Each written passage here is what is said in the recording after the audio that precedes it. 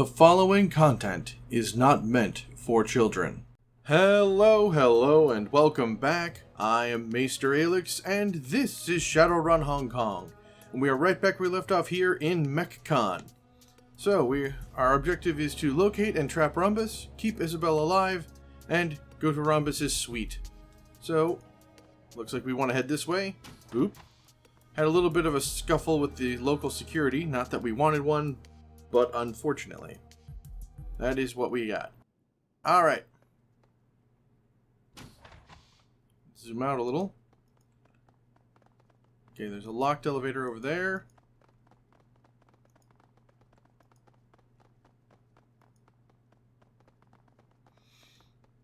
Alright, let's get this going. Hey, Rhombus. As you burst through the door, you find yourself standing face to face with a small, heavily tattooed man. Geometric shapes of all descriptions trace their way from his temples down his cheeks and neck to his shoulders. His eyes continue the motif. Each of his irises is a slanted rectangle. Rhombus looks at Isabelle and sighs. If he's surprised to see her, he doesn't show it. You finally want him back, huh? The memories that we locked away? I always knew that you would one day, but you got hostile after the procedure. I didn't think you'd come around this soon. Isabelle glowers at him, her cheeks darkening. Oh, get bent, Rhombus. I got hostile with you because you got hostile with me. Like hell I did. I tried to give you some advice as a friend. If memory serves, you called me a patronizing bastard and slagged my deck. Was I supposed to take that without punching back? Hang on a second. Isabelle cuts in, her normally small voice growing raucous. I called you a patronizing bastard because that's what you were doing. You wouldn't have taken that tone if I were a guy, or an orc, or troll. You talked to me like I was your little sister or something. Well, guess what? I'm not. Whoa, hold up. I talked that way to you because... also, punch back? That's a funny way of putting it. You tailored an ESP to troll all of my posts on Shadowland. What kind of prick would do such a thing? His face goes beet red, his chest puffs out. The kind whose cat you had killed, you little monster. Captain Whiskers was a house cat. He didn't have anything to do with this. She rears back with a shade. That wasn't me. I would never hurt a cat. If I were going to have someone killed, it would have been you. Pipe down, both of you. We're going to hash this out together. You're the hired muscle, I take it. You and your friend in his really impressive drone. Thank you. Koichi scuttles forward menacingly, its claws weaving in the air. Rector smiles. His voice goes up an octave. He points to trembling finger. She, brought you along to beat the information out of me, didn't she? Beat isn't the word I'd use. Koichi is better equipped for ripping and tearing. He gives the Wapoan an encouraging nod. A good thought, though. You have a firm grasp of the situation. Rhombus swallows hard. He opens his mouth to speak, but no words come out. His eyes are locked on the drone, with it slowly scuttering towards him. Calm down. I'm not going to beat you unless you force me to. But I want you to! Let me ask you something. How many people did you kill to get me? I mean, what kind of death toll are we looking at here? I'm assuming that the gunshots in the hall were you're doing. Yeah, that's right. And if you don't play our cards right, another gunshot could be right around the corner. Yeah, I got you. Help! Security! Somebody help! They can't hear you, Rom. Wanna why? Because we killed them. Now give me my goddamn key. Rhombus doesn't respond, other than to increase the pitch of his screaming. He looks like he's on the verge of hyperventilating. She glances back at you. To hell with this. Let's hit him like a pinata until the software comes out. Sounds like a plan. Oh, man. I love angry Isabelle. She's so wonderful. I prefer to take a lighter touch. This guy's terrified. Just look at him. I'll give her what she wants. I'll give her everything. Good. Now put your money where your mouth is and give us the software. He keys in a series of rapid commands on his PDA and turns to Isabelle sobbing. There. Just check your inbox. You have it. Now, for the sake of whatever friendship we might have had, please let me go. Isabelle examines her PDA, frowning. A few seconds later, the frown turns into a smile. She nods at you. He wasn't lying. I've got the encryption key. Let's stuff him in a closet and go home. Encryption key? I thought you said he had software that you needed. Technically I have it. Up here, in headwear storage, but I can't access it without a key. Thanks to Rhombus here, I now have it. Hey, that's great. Now we can stuff this fool in a closet and get out of here. The alarms are still going off. Yeah, that's a good idea. Hold still, Rhombus. This might hurt. Not as much as those memories are going to hurt you is. We locked them away for a reason. As much as I might dislike you, I don't want to see you live through that again. You won't see it. You'll be in a closet. You set up the grim task of shoving the protesting Rhombus into his own room closet and latching the door.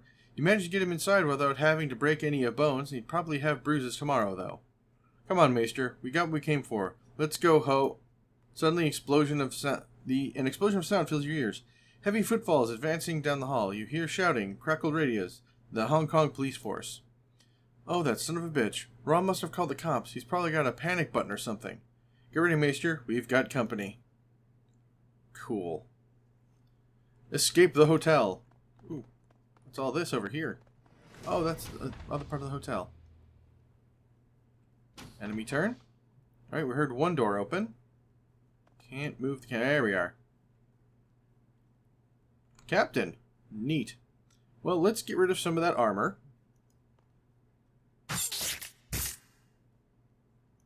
Compound attack. Oh, you're not doing so well, are you? Alright, careful shot? Not yet. Okay, well, then we will turn off careful shot and move you here. There you go. Marked target. Careful shot. Lovely. Rector, if you would please turn on Koichi. There you go, buddy. And Rector. Let's see. Backpack. Repair and medkits. Overclock manufacturing repair. Aimed shot. Ah, line of sight blocked. Well, then we'll move you here. Can we get that aimed shot now? Marvelous. And we miss. That's fine.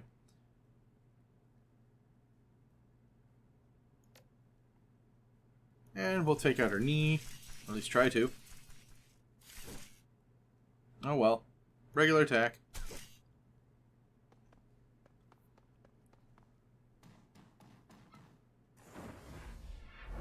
Oh, you have a summoner on your team. How nice. Alright, well, we'll do a quick eviscerate. There we go. And then we'll go after the summoner.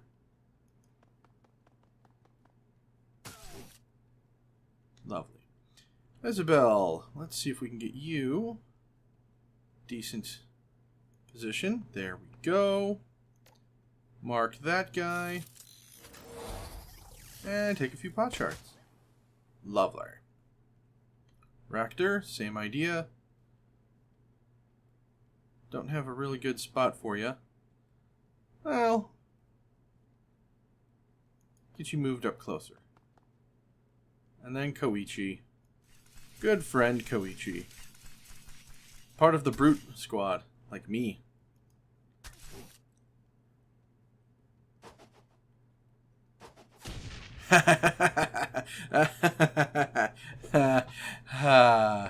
Threw your grenade right back at you.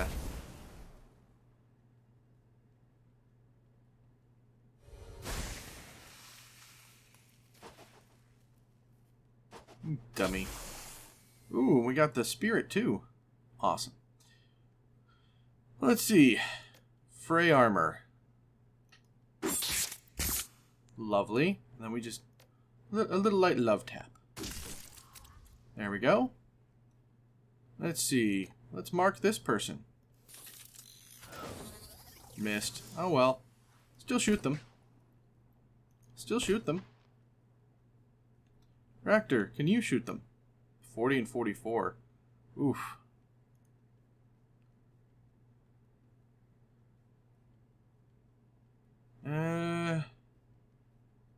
Accuracy by 8. Overclock.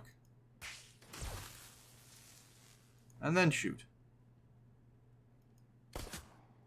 Lovely. Koichi.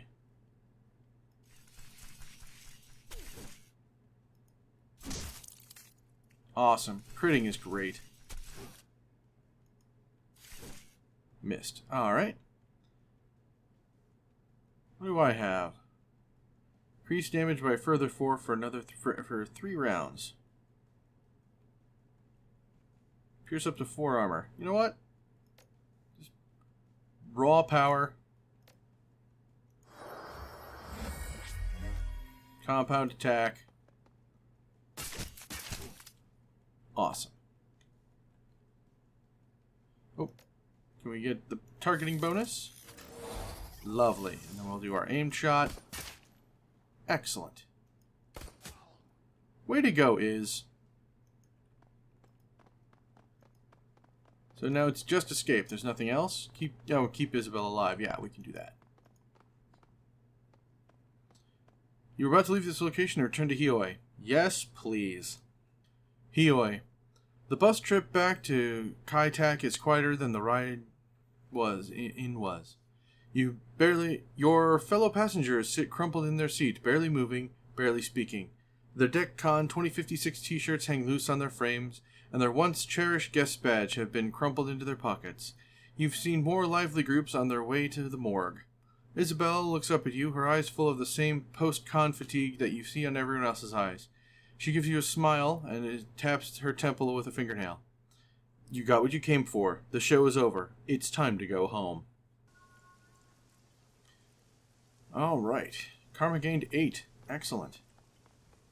But now that we've done some missions with our friends, let's go talk to our friends about those missions. Aboard the Kraken. Yeah. Safe boat. Go to safe boat. Doop. Alright, so first down, let's go see if, Hey, Rector, how are you? My friend, you have done an admirable job indeed. I have already incorporated the technology that you recovered from my stolen tech into a new chassis that is fabricated for Koichi. Glad to be of help. You will be, my friend. He tips his cigarette, a cone of bursting embers trembles to the ground. Very glad indeed. The next time we take it to the field, you can expect Koichi's combat effectiveness to be considerably improved. He is becoming truly deathless, just as his namesake was in Legends. When he takes damage, he will mend himself before your eyes. That sounds incredible. I can't wait to see it in action. Nor can I, my friend. Nor can I. Yay, Rector. He's happy. That's from a few episodes ago when we recovered some technology for him. Let's see. Anything in my bedroom? No. Hey, Duncan. How you doing? Welcome back. What do you think about the last run? Wasn't on the last run, Aelix. I assume it came out okay since you're here to ask about it.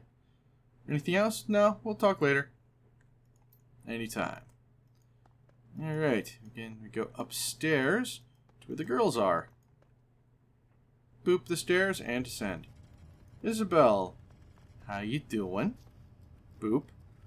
Isabel half turns away from the octopus's main display. She looks up you blinking. The memory stick that you required from Robus has already been slotted into one of the computer's many expansion slots. The cherry red plastic that sheathes her sticks looks slick and wet in the light. You did good back there. The run went well. Her eyes flit down to the memory stick. We got the stick, the key to my old memories. All I have to do now is slot it. You haven't unlocked your old memories yet? No, not yet. I mean, I can. It'd be as simple as plugging myself in and tapping a key. My old memories are all mine, if I want them. But you're not sure you want them. That's about the shape of it. I'm feeling hesitant about this. It isn't easy, you know, shifting organic memories into headwear storage, wiping the originals and locking them away for safekeeping. That's corporate level mind sculpting. Serious business. Locking the files away was important to you. I got that. Very important. If it wasn't, I wouldn't have let an amateur tinker in my brain at the corner of a derelict shopping mall. Whatever I've got up there, I was desperate to get rid of it. It makes a girl wonder why. Tell me, Isabel, would it have been easier for you to have Rhombus just wipe the memories altogether? She blinks. Yes, much easier. Still not without risk, but you didn't do that. You had them move the memories to storage. Why? Because I knew one day I might need them. And today is that day. We need the information on the walled city. Whatever is locked up could help. Another long pause. Oswald stares at her feet, thinking. Finally, she looks back up at you. You're right. I know that. I knew that before we went to get the code.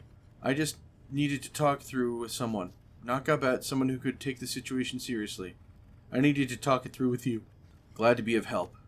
Without another word, she pulls a cable from a pile on the floor and slots it into her data jack. The other end disappears in one of the octopus's many brains.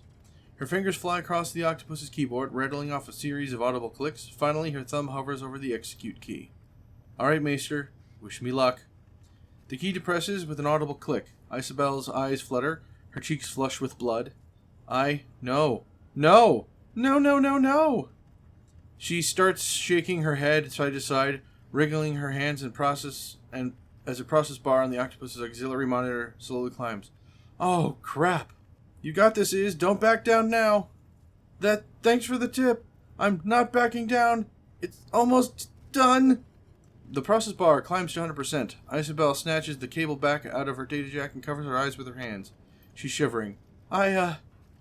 She clutches her temples in the palms of her hands. Now I remember why I don't want these anymore. These are your memories, Isabel. You can handle them.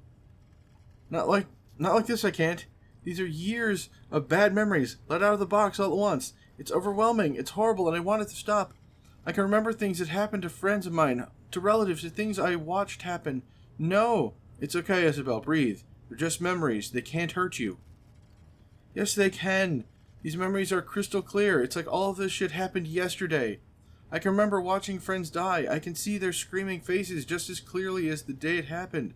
It's like watching a trid show, but it's my life, and it's real. Isabel, focus. Is there anything in there that can help us? She screws her eyes shut in concentration. Beads of sweat hang on her heavy brow. I think so. It'll take some time for me to sift through all this. She opens her eyes again and looks up at you. I'll hold on to these memories for as long as I can. Hopefully long enough to reveal something useful. No promises beyond that. I'm not asking for promises. Just do your best. She gives you a weak half smile. I always do. One thing that does jump out at me, Rhombus archived some software up here. She taps her temple with a fingernail. It's sitting on top of the memories, all wrapped up like a present. Don't know why he did it, but it looks like a combat package. My interest is officially piqued. It's interesting, yeah. I'm gonna have to study it to know what it does for sure. It looks like some sort of basic attack modification. I think maybe I can use it. Well, there's some good news. Yeah. It's all very exciting, but for now, just give me some space, okay? Like I said, it's going to take time for me to get a sense of this stuff. I'll give you some space, then. She waves you away. Good. Go. Now. Alright. Now we've given Gabi some time, how's she doing? Stepping into Gabi's cabin, you find her crouching on the floor. She appears to be midway through a valiant struggle against an enormous pastry. Her cheeks bulge like a chipmunk's, and wispy threads of pork floss hang from her crumb-speckled lips. She glazes up at you, her eyes widen with alarm. Her jaw works to manage the enormous quantity of crispy dough through her mouth, but she doesn't seem to be making much headway. Just concentrate on eating, Gabi. We can talk when you're done. She struggles to move her jaw, but her mouth is stuffed too full to make much headway. She gestures feebly towards a pitcher of water on the ground near her feet. Hand her the pitcher. She tilts back the pitcher and sucks down its contents. The water pours into her mouth, and she's slowly able to work through the food stored in her cheeks. Finally, she lowers the water pitcher, coughing. Okay, yeah, note to self. The pastry terrace on Prince Edward Road makes them dry. She takes another swig from the pitcher, grimacing. Moist green apple and jellied trotter, my ass. That thing was like a desert made of pig. Meh, I'd eat it. Hey, if you want it, it's all yours. Drink lots of water, though. She tosses the remaining pastry at you. As it sails through the air, the pork floss clings to the outer layer, flutters suggestively. Catch it. You snatch a flying pork brick out of the air. It's surprisingly dense, with a heft roughly equivalent to that of a softball. Eat it.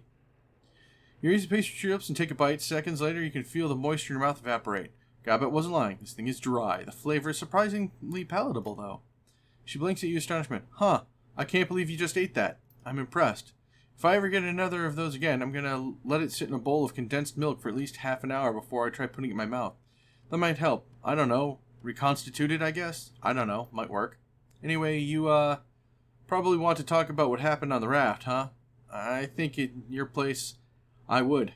Yeah, let's talk about what happened on the sinking ship. Yeah, we can do that. First off, I should thank you. You and Iz came to help me, even though I didn't ask you to, or want you to. Actually, maybe I should be upset about that. But the important thing is that you did help me. I'm not going to say I could have handled it without you, but it would definitely really been really dicey. You would have been fine. Me and Iz, we just made it a little easier for you. She managed to half smile. Yeah, you sure did. Thanks. On the bright side, we overthrew Malvina and put the raft back in Cad's hands. That feels pretty great. The shiny object is at the bottom of the Hong Hom Bay, lodged in a bank of silt and crab poop. That's pretty much where it belongs. But I gotta admit, something is gnawing at me. Before you and Iz showed up, I was gonna sink the raft. I'd gotten halfway through arming the charges, and I was gonna send the whole sinking ship down in flames. Everyone on it would have died. Cad, Yasmin, all of them. All because I made up my mind early and didn't want to change it. Kind of making me think, how many times before now have I done what I seemed like the right thing, followed my gut like I taught you, without realizing there was a better option. This whole introspection thing kind of sucks, I've got to say. It's much more comforting just to be sure that all of my past decisions are right. Sure it is. Intellectually dishonest, but it's definitely comforting. She bites her lower lip. Yeah, Seattle, you aren't helping my mood any. I'm kind of having a tough time over here. She begins to pace, kicking piles of dirty clothes and blankets out of the way. Thrusting her hands in her pockets, she fishes out madness and folly and tosses them down onto her cot. I don't say this very often. Reflecting is for mirrors, not devastatingly attractive street shamans. I don't know how you hand-wringers deal with the feelings this way. It's pretty simple. We acknowledge our mistakes and our near misses, and we own up to them. Okay, I've pretty much got that step covered. What's next? What comes after this? After you've suffered through your embarrassment for a while, you learn something from it. Huh. Your way is boring, Seattle, and it's complicated and comes with way too many bad feelings. But yeah, I get it. There's probably even some value there. I'm not going to start second-guessing everything that I do, though. That just isn't me. Good, because that would be dumb. Don't question yourself before circumstances give you a reason to. Right. That makes sense, I guess. Alright, Seattle. Give it a shot. Who knows? Maybe there's some value in hand-wringing after all. I guess we'll have to see. Anyway, things turned out the way they did. I don't know what might have happened if we tried to do something different, but there's one thing that I can say for certain.